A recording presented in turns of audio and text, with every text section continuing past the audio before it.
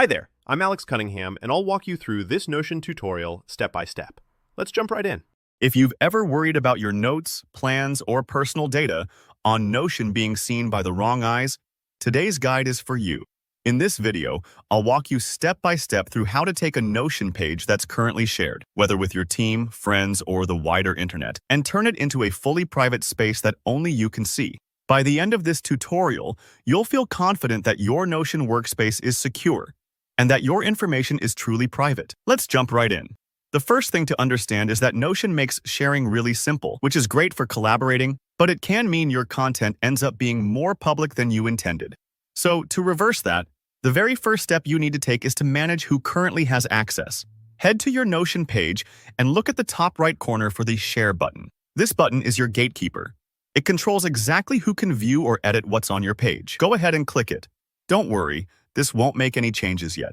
You should see a list of all the people who have access, whether they're your Workspace teammates, friends you've invited, or maybe even guests you added just for one project. Take a moment here and look through the list. If there's anyone you don't want to have access anymore, click on the little remove or X next to their name. You might feel a bit cautious doing this. Maybe you're worried the person will get notified or that something will break. But rest assured, Notion simply revokes their ability to view the page. If later you want to re-add someone, it's just as easy. Removing someone here means your page instantly becomes invisible to them, just as if you closed a door to a private room.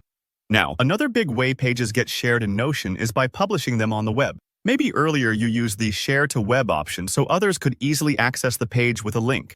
If that's the case, you're going to want to turn that off to make sure the page is really private. In the same Share window, look for a toggle or checkbox that says Share to Web or Publish. If it's switched on, just click to turn it off. This might take a few seconds, especially if your page is large or you've got lots of images or files attached. After you unpublish, anyone who had that link will now see an error if they try to visit it. Your page has just gone from open house back to members only. Once you've removed everyone's access and unpublished the page from the web, take a minute to check the top of your Notion window for any remaining sharing notices. Sometimes Notion leaves a little indicator or message if a page is still shared in any way. If you see something, follow its prompts until you only see your own name and the page no longer says it's shared.